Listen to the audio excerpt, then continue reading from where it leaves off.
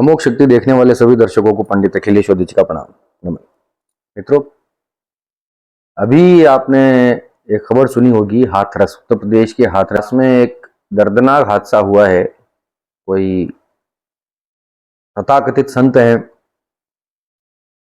जिनकी सभा में, जिनके सत्संग में जो है इस प्रकार का हादसा हो गया, भगदड़ मची और लगभग 60 लोगों के इसमें देवलोक होने की सूचना है। 27 शव प्राप्त कर लिए गए हैं, आगे ये संख्या और भी बढ़ सकती है। भोले बाबा नाम के संत हैं, भोले बाबा, और उन्हें विश्व साकार हरि, नारायण साकार हरि, इस प्रकार के नामों से भी पुकारा जाता है। देखो, अब भोले बाबा कौन है, क्या है, ये तो आप इंटरनेट पे पढ़ लेंगे। चलो मैं थोड़ा सा बता देता हूं, मैंने जितना रिसर्च किया है। पुलिस की नौकरी में थे और 18 साल पहले इन्होंने जो है इस प्रकार वीआरएस ले लिया, 18 साल की नौकरी करके, ऐसा कुछ है, और संत बन गए। सत्संग करना, धर्म का प्रवचन करना इन्हें पसंद था। देखिए, मैं अपने अनेकों वीडियो में 1000 बार मैं कम से कम आपको ये बात बोल चुका हूं कि अपने घर पे आप अपने तरीके से अपनी तपस्या को बढ़ाइए, अपने इष्ट को प्रबल रखिए। मंत्र जाप, उपासना, आपकी तपस्या, आपके व्रत, ये आपकी कामनाओं को पूरा करेंगे।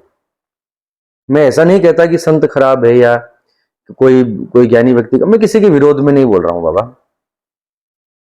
मेरा पॉइंट ये है कि आधुनिक इसमें कलयुग के अंदर इतना ज्यादा अंध भक्ति बढ़ गई है कि किसी को होश ही नहीं है, लोगों के सोचने समझने की क्षमता ही खत्म होती जा रही है, ऐसा लगता है मुझे। थोड़ा सा दुख है, दर्द है इस प्रकार के आयोजनों में, जब किसी के इस प्रकार के दुर्घटनाओं का जब समाचार मिलता है तो थोड़ा कष्ट होता है। धार्मिक आयोजन था, सत्संग था, वहां पर इस प्रकार से कोई सोच के नहीं गया होगा ना, सब अपनी मनोकामनाओं को पूरा करने के लिए। कोई फरियाद दिल में होगी, कुछ ऐसा होगा किसी का, सबकी अपनी अपनी पीड़ाएं होती हैं, क्या सोच के गए थे, क्या हो गया। विश्वास तो टूटेगा सो टूटेगा, ईश्वर से उठेगा सो उठेगा। ईश्वर से विश्वास उठाने का कोई यहां पर औचित्य है ही नहीं। क्यों? क्योंकि आपने ईश्वर पे विश्वास नहीं किया, आपने व्यक्ति पर विश्वास किया। मैं हजारों बार अपने वीडियोस में ये बात बोल चुका हूं, किसी भी व्यक्ति के चरण पूजने की कोई आवश्यकता नहीं है। सीधे सीधे अपने ईश्वर के साथ जुड़िए। हाँ, अगर आपने कोई गुरु बना रखे हैं, दीक्षित हैं, गुरु ने आपको दीक्षा दे रखी है, संत हैं, तो उनका नाम आप घर पे बैठ के भी ले सकते हैं, उनको घर से भी प्रणाम करके अपना काम शुरू कर सकते हैं। नियमों पर चलिए, अपने नियमों पर कोई चलना नहीं चाहता, थोड़ा सा रोष प्रकट होगा, पीड़ा है थोड़ी सी, तो मैं भी निकालूंगा भाई। हजारों बार मैंने बोल दिया, सुबह सूर्योदय से पहले उठ जाइए, अपने नित्य नियम कर्म, अपने पूजा पाठ, पीपल को जल चढ़ाइए, महादेव के मंदिर में जाइए, साफ सेवा पूजा कीजिए, वहां पे जल चढ़ाइए, वहां पे साफ सफाई कीजिए, गरीबों की भलाई कीजिए, ईमानदार रहिए, सत्य बोलिए। ये किसी से होगा नहीं। और इस प्रकार से जो है, इस प्रकार के आयोजनों में आप जाके भीड़ बढ़ाते हैं और कुछ भी नहीं करते हैं। क्या घर पे टीवी पे नहीं देखा जा सकता? बहुत सारे गुणी संत हैं, मैं किसी की बुराई नहीं कर रहा हूं। भोले बाबा को तो मैं तो आज पहली बार नाम सुना, मैं क्या ही बोलूं, कौन है क्या है भोले बाबा। नाम भोले बाबा, अरे भोले बाबा तो महादेव है, आशुतोष है, भगवान शंकर है, अभी ये कौन भोले बाबा। फिर दूसरा नाम है विश्व साकार हरि, नारायण साकार हरि, मतलब नारायण स्वरूप साकार मूर्ति है, कोई नारायण के अवतार हैं, नाम रखा हुआ है भोले। अरे भाई, भोले बाबा हैं कि नारायण भगवान आ गए हैं अवतार लेके, क्या हो गया आपकी बुद्धि? जो इतनी भीड़ जो जाती है ऐसी सभाओं में, आपकी बुद्धि विवेक कुछ काम करता है कि नहीं करता? जिनके घर में इस प्रकार से नुकसान हो चुका है, मैं उनके प्रति तो मैं संवेदनाएं प्रकट कर सकता हूं, लेकिन इतना तो समझने का प्रयास कीजिए, अपने आसपास लोगों को समझाइए। इससे पहले भी ये कुबेर आश्रम, कुबेर धाम करके है मध्य प्रदेश में, महान टोटकावाचक जी महाराज का, उसमें भी रुद्राक्ष बांटे गए थे, इसी प्रकार से हादसे हुए थे। विवादित हैं वो भी काफी कथावाचक, उटपटांग बातें, कुछ भी करते हैं, कुछ भी टोटके बात। अरे भैया ठीक, अपना विवेक लगाओ, अपनी आस्था को, अपने इष्ट को, अपने इष्ट के प्रति विश्वास को प्रबलतम रखिए। वो आपके संकट में काम आएगा, ये मेरी गारंटी है, आएगा। मैं आपको विश्वास दिलाता हूं कि ईश्वर है और आप उससे अच्छे तरीके से जुड़े, उसको प्रबलता से अपने मन में उसके प्रति विश्वास रख के आपने अच्छे से कर्म किया, बिना इच्छा के कर्म किया, आपकी तमन्नाएं सारी पूरी हो जाएंगी। ये तय मान के चलिए, ये तय मान के चलिए। मैं बोलता हूं, रामचरितमानस है, कोई स्तोत्र है, कोई मंत्र है, उसका जाप कीजिए। एक माला कर लिया और हाँ जी हमने तो मंत्र जप लिया, हमें तो कोई फर्क नहीं पड़ा। हाँ जी मैं तो रोज हनुमान चालीसा पढ़ता हूं, फर्क नहीं पड़ा। एक हनुमान चालीसा से नहीं होता। अपना पैसा लगा के, अपना पेट्रोल जला के, अपना श्रम समय सब बर्बाद करके ऐसे ऐसे पंडालों में जा जाके बैठते हो ना, पूरा पूरा दिन, 7-7 दिन वहां पर अपनी हाजिरी लगाते हो, तब भी तो कितनी सारी चीजें, तुम्हारा कितना समय श्रम धन नष्ट होता है। 7 दिन का अनुष्ठान घर पे करो, 100 माला रोज करो, 50-50 माला रोज करो, 7 दिन तक असर देखो। 7 दिन के बाद असर आना शुरू देखो। नहीं होता। खुद हम जो है, हम गुलाम मानसिकता वाले लोग हैं, हम निर्भर रहने वाले लोग हैं। हमें कोई न कोई झंडा पकड़ने वाला आगे चाहिए, हम उसके पीछे पीछे चलना चाहते हैं और कुछ भी नहीं है। रामचरितमानस का पाठ, मास पारायण 9 पाठ लगातार करके देखो। 9 पाठ में लगभग 9 महीना 10 महीना लग जाएगा, ठीक है। 9 पाठ कंटिन्यू अपने घर में रामचरितमानस का पाठ करो, स्वयं करो। अगर नवान्न पारायण कर सकते हैं तो 9 नवान्न पारायण करके देखो। इसकी सारी विधि मैंने किसी वीडियो में बता रखी है। देखो जीवन कैसे चेंज होता है। अरे नहीं कैसे होगा भाई, ये आपकी तपस्या है, किया हुआ व्यर्थ जाता है क्या, गीता में लिखा है। आप जो कर रहे हो, आप जो सोच रहे हो, उसका फल आपको प्रतिफल मिलेगा। साइंस कहता है एक्शन का रिएक्शन होगा, होगा होगा होगा। आप करो। ऐसे बाबाओं के, ऐसे संतों के सत्संगों के भरोसे मत बैठे रहिए। इस बात को अपने हृदय में बिठा लीजिए। हाथ जोड़कर विनती करता हूं, बहुत सामान्य मनुष्य हूं मैं, तो कोई संत बाबा कुछ भी नहीं हूं, लेकिन इन चीजों को करीब से देखा है, मैं जानता हूं। ऐसे माहौल में मैं बड़ा हुआ हूं। ये एक व्यवसाय है, आपको समझ लेना चाहिए। एक व्यवसाय मात्र है। मैं खुलकर बोलता हूं, चाहे कोई भी संत हो। प्रेमानंद जी महाराज ऐसे हैं फिलहाल आज के युग में, और कुछ एक गिने चुने, कुछ एक कथावाचक भी हैं, बहुत अच्छे अच्छे, बहुत सुंदर सुंदर, जो सन्यासी हैं। एक राजेंद्र दास जी महाराज हैं, शायद यही नाम है उनका। कुछ लोग बहुत बहुत विद्वान है, दिखता है उनके चेहरे पे, उनके उनके आचार विचार से समझ में आता है कि कितने महान व्यक्ति हैं। पैंट शर्ट पहन के कुर्सी पर बैठ के इस प्रकार से सत्संग किया जा रहा है। कौन सी कथा कर रहे हो, कौन सी क्या कर रहे हो, और आप लोग क्या सुनने जा रहे हो वहां पे। इतना टाइम प्रैक्टिकली आप अपने समस्याओं को सुलझाने में लगाते, प्रैक्टिकली। जैसे आप कर्ज में डूबे हो, तो इतना समय आप और पैसा कमाने के बारे में सोचते, या और अपना काम विश्वास के साथ, अपना जो है अपना काम ईमानदारी के साथ अपना काम को आगे बढ़ाते, हिम्मत के साथ काम करते, कुछ पैसा आता तो वो कर्जा चुकता। नहीं तो अपने घर पे बैठ के अनुष्ठान करो, पुरस्चरण करो, स्तोत्र पाठ करो, मंत्र जाप करो, अपने पूरे परिवार को इन्वॉल्व करो, अपने बच्चों को सिखाओ। सत्संगों के पंडालों में भीड़ बढ़ाने से कुछ भी नहीं होने वाला।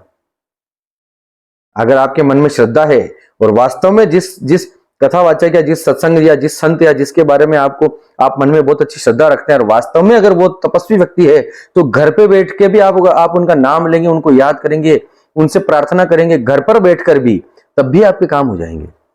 ये भी एक बहुत बड़ा सत्य बताता हूं। वहां जाकर भीड़ मत बढ़ाओ बाबा। सारा दोष उस बाबा को नहीं दिया जा सकता, सारा कसूर उस संत का नहीं है। वो संत है कि ना है कि तथाकथित है कि, तो नारायण साकार बोल रहे हैं अपने आप को, स्वयं विष्णु आ गए धरती पे। अपना विवेक का उपयोग करो थोड़ा सा।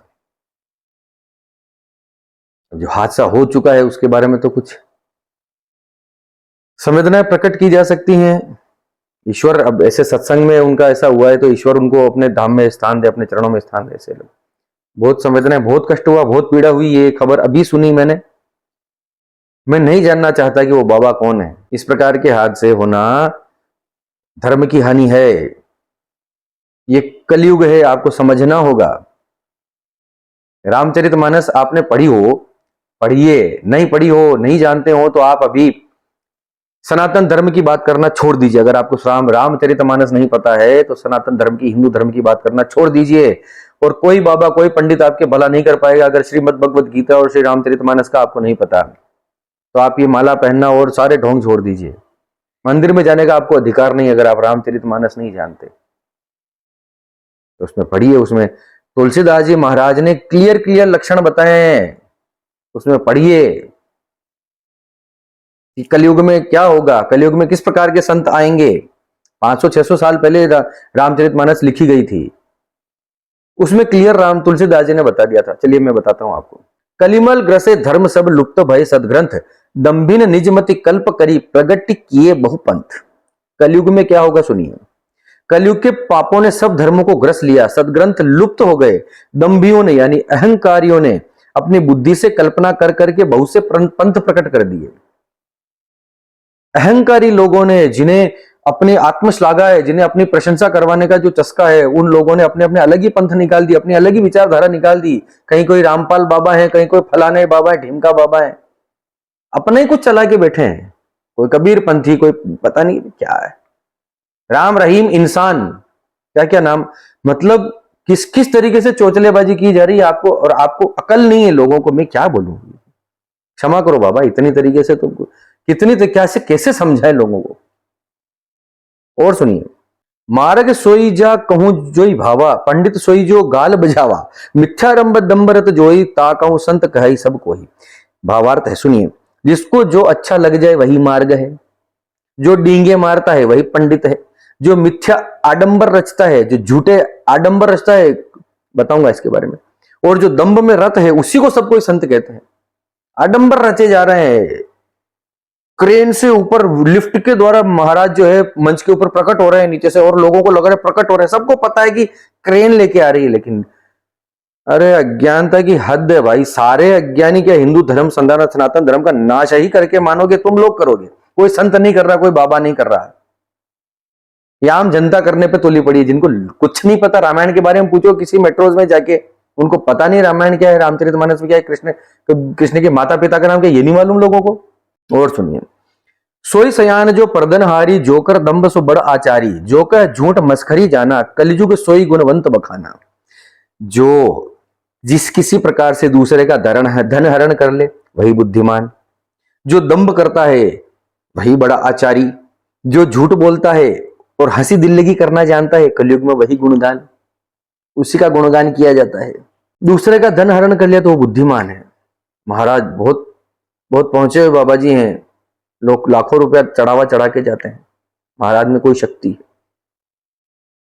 घमंडी, अपने आप को घमंडी, अपने घमंड को बताता है, लोगों को लगता है कि महाराज बड़े नियम कानून वाले हैं, तो हंसी दिल्लगी करना चाहता है, ठटोली कर रहे हैं, मंच के ऊपर बैठकर, व्यास पीठ पर बैठकर हंसी खिलंदड़ कर रहे हैं, ओछी भाषाओं का प्रयोग कर रहे हैं। आप कैसे उनको अपना गुरु, अपना संत कैसे मान सकते हैं, जो व्यास पीठ पर बैठकर, जिन्हें ये नहीं मालूम कि क्या बोलना है, कैसे बात करनी है। संत ऐसे होते हैं, ऋषि मुनि ऐसे थे हमारे गुरु भरद्वाज, परशुराम, विश्वामित्र, वशिष्ठ ऋषि, शांडिल्य ऋषि, कौशिक ऋषि, हमारे ऋषि मुनियों की महान परंपरा है। क्या लोग इस तरह से बात करते होंगे, सोचिए जरा। ये कलयुग है। और सुनिए, अभी तो बहुत कुछ है। निराचार जो श्रुतिपत त्यागी, कलयुग सोई ज्ञानी सो बिरागी, जाखे नख अरु जटा विशाला, सोई तापस प्रसिद्ध कलिकाला। जो आचारहीन है, जो वेद मार्ग को छोड़ दिया है जिसने, कलयुग में वही ज्ञानी है और वही वैराग्यवान है, वही संत कहलाता है कलयुग में, जिसने आचार छोड़ दिया। जिसके बड़े बड़े नाखून और लंबी लंबी जटाएं हैं, वही कलयुग में प्रसिद्ध तपस्वी है। सबके लिए नहीं है, अभी भी अच्छे संत हैं, लेकिन कलयुग में क्या क्या चल रहा है इसका उन्होंने 500-600 साल पहले लिख दिया तुलसीदास जी ने। जो अपकारी चार तिन कर गौरव मन मान्य तेई, मन क्रम वचन लवार तेई बक्ता कलिकाल महू। जिनके आचरण दूसरों का अपकार करने वाले हैं, उन्हीं का बड़ा गौरव होता है और वही सम्मान के योग्य होते हैं। जो मन वचन और कर्म से लबार हैं, झूठ बकने वाले हैं, यानी वही कलयुग में वक्ता जाने जाते हैं। जो जितना ज्यादा झूठला, जो जितना बड़ा मिथ्याभाषी, वही सबसे बड़ा वक्ता बन के बैठे हैं, क्योंकि ये कलयुग है, कली का प्रभाव ही इस प्रकार से है। तो आपको इससे बचकर रहना पड़ेगा। बहुधाम संवारहि धाम जति, विषया हरि लीनी न रही बिरती, तपसी धनवंत दरिद्र गृही, कलि कौतुक तात न जात कही। सन्यासी बहुत धन लगाकर घर सजाते हैं, उनमें वैराग्य नहीं रहा। सन्यासी बहुत धन लगाकर अपना अपना घर सजाने बैठे, अपने महल सजाए, आश्रम बना रहे हैं, ध्यान गुफाएं बनाई जा रही हैं, पैसा लगाया जा रहा है, उनमें वैराग्य खत्म हो गया। उसे विषयों ने हर लिया, उस व्यक्ति को विषय हर चुका है, विषय कामनाएं उस व्यक्ति पे हावी हो चुकी हैं, आप उसको संत मानकर बैठे हैं। तपस्वी धनवान हो गए और गृहस्थ दरिद्र होता जा रहा है। कमाल की बातें लिखी हैं। तपस्वी तो धनवान होते जा रहे हैं। आज के जो जिस प्रकार तथाकथित संत और कथावाचक और ये सब जो चल रहा है, ये सब लोगों के पास तो धन आता जा रहा है और गृहस्थ व्यक्ति बहुत दरिद्र होता जा रहा है। ये इनके चंगुल से नहीं छूट पा रहा है। ये बाबा हो गया, वो सत्संग हो गया, फिर वहां जाकर पैसा फूंक दिया, वहां जाके फूंक दिया। ये ये चैन ही नहीं खत्म हो रही। लोगों को सॉल्यूशन नहीं मिल रहे, उनकी जेबें भर रही हैं। सबके लिए नहीं है, मैं फिर बोल रहा हूं। जिस कौन सच्चा है कौन झूठा है, जो मुझे बिल्कुल नहीं ठीक लगते उनके तो नाम मुंह पे ले लेता हूं। बाकी आप अपना देखो, विवेक देख लो। ये सारे लक्षण यहां बताए गए, तुलसीदास जी ने लिखे, मैं तो नहीं बता रहा। नर पीड़ित रोग न भोग कहीं, अभिमान विरोध अकार नहीं, लघु जीवन सब मधु, पंचदशा कल्पात नास गुमान असा। मनुष्य रोगों से पीड़ित है, भोग सुख कहीं है नहीं, बिना ही कारण अभिमान और विरोध करते हैं। बिना वजह अभिमान कर रहे हैं, विरोध करने में लगे पड़े हैं। 10-5 वर्ष का थोड़ा सा जीवन है, परंतु घमंड ऐसा है मानो कल्पांत होने पर भी उनका नाश नहीं होगा। थोड़ा सा जीवन है जिसके अंदर इतना घमंड, इतना मिथ्याचार, इतनी अविवेकता, इतना भोग, इतना काटा-कोटा मचा रखा है कि क्या बताऊं। सब में है। जैसे गुरु होंगे वैसे ही शिष्य भी होंगे। आप इस बात को हमेशा याद रखिए। जिस प्रकार के आप हैं उसी प्रकार के गुरुओं को आप अपना, उसी प्रकार के लोगों को आप अपना गुरु भी बनाएंगे। अगर आपको लगता है कि टोटके बताने वाले को मैं गुरु बना लूं तो आपका उद्धार नहीं हो सकता। आप भी बहुत ही निम्न श्रेणी के व्यक्ति हैं, तुच्छ व्यक्ति हैं, जो इस प्रकार के लोगों को अपना गुरु बनाने में लगे पड़े हैं। इन लोगों को आप संत बनाकर जो है अपने सर पे बिठा के रखते हैं। आपको नहीं पता कि तपस्या क्या होती है, आपको नहीं जानना कि ईश्वर है कि नहीं है। आपको तो टोटके बता दो। इससे मैंने भी बताया, लोगों की मजबूरी में आके मैंने भी बताया। मैं नहीं चाहता ये सब। मेरे तो 580 वीडियोस हो चुके हैं, रीच ही नहीं होती। तो ठीक है, जो लोगों को देखना है परोस दो, लेकिन उसमें भी मैं इतना विवेक याद रखता हूं कि इलॉजिकल नहीं बताना कुछ भी। ऐसा कुछ हो कि जिससे वास्तव में कहीं ना कहीं कुछ नहीं होगा तो समाज का भला होगा, पर्यावरण का भला होगा। तो ये सारा कुछ था। अभी इस प्रकार की दुर्घटना की सूचना मिलते ही जो है, जो मेरे दिल में कष्ट हुआ, जो पीड़ा हुई, जो बात मैं हमेशा से कहता आया हूं, फिर से मैं आपके सामने वही निवेदन करने आया हूं। कुछ किसी के लिए कुछ भी मेरा जो है, मेरा कोई इसके अंदर मेरा बुरा भाव नहीं है।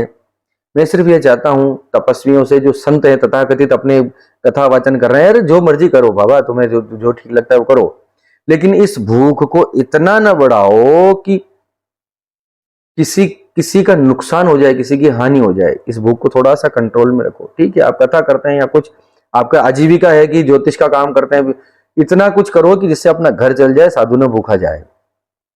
इस प्रकार का भावना रख के, करोड़ आ गए, अरबों आ गए, खरबों आ गए, पूरी धरती का धन ले लो तो फिर उससे भी क्या हो जाना है? उसे खाओगे, क्या करोगे?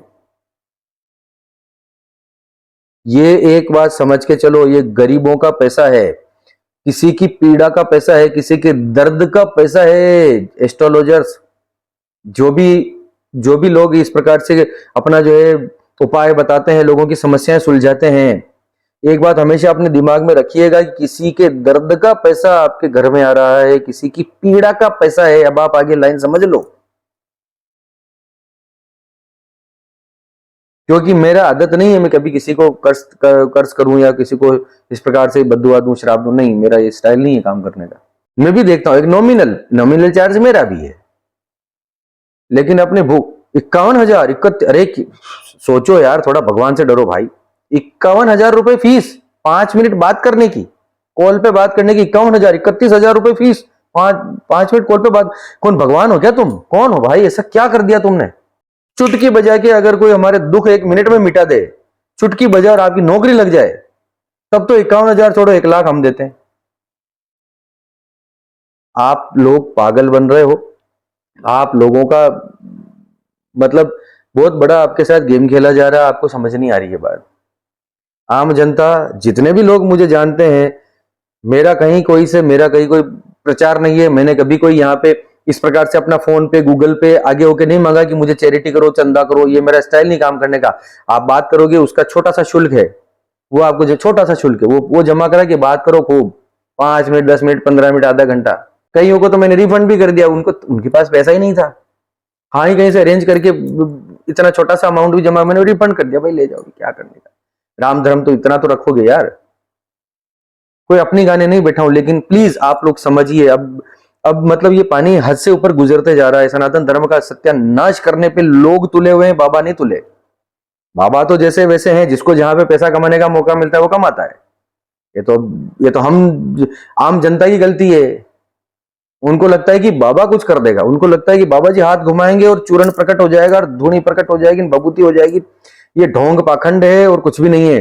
आपको अपने तपस्या पे विश्वास करना होगा, माता पिता पे, गुरु पे, अपने इष्ट पे। 4 ऐसे एंटिटीज हैं, सबसे पहले ईश्वर, फिर गुरु, फिर माता पिता, ठीक है। और 5वां अगर समझो तो अपने आप। ये 5 लोगों पे आप प्रबल विश्वास कर लो, अखंड विश्वास होगा, करेंगे। और आप लड़ जाओ परिस्थितियों के खिलाफ, लगातार काम करते रहो, अपने माता पिता पे विश्वास रखो और अपने आप पे विश्वास रखो कि हो जाएगा, सब करेंगे। और पॉजिटिव होके काम पे लग जाओ, अपना कर्मशील हो जाओ, तब भी आपके काम हो जाएंगे। ईश्वर का काम करने का स्टाइल जो है वो इस तरह से नहीं जैसा आप सोचते हैं। मैंने पिछले कई वीडियोस में ये बातें कर चुका हूं, ये नेचर कैसे काम करता है, सृष्टि कैसे काम कर रही है, इसके मैंने बताने का बहुत प्रयास किया है, लेकिन लोग समझना नहीं चाहते। लगाएंगे भीड़ और पता नहीं क्या मंजीरे बजाने में क्या मजा रहा है। इतना कुछ काम कर लेते, अपनी माला जप लेते बैठ के, 11 माला 50 माला 100 माला हो जाती, पता नहीं कहीं से कहीं के कितना फायदा मिल जाता। चलिए इतना ही था, ये बातें तो देखो खत्म नहीं होने वाली। मेरा जो जिनके जिनके घर में जनहानि हुई है उनसे, वो मैं ईश्वर से प्रार्थना करता हूं कि उनके मृतक लोगों को जो है प्रभु अपने श्री चरणों में स्थान दे। संवेदनाएं हैं मेरी,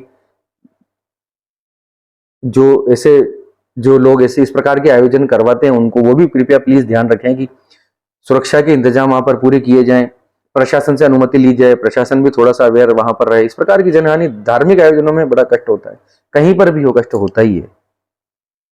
इसी के साथ आप सबके मंगल की कामना करता हुआ मैं पंडित अखिलेश उदेचा आपसे विदा लेता हूं। धन्यवाद। सर्वे भवन्तु सुखिनः।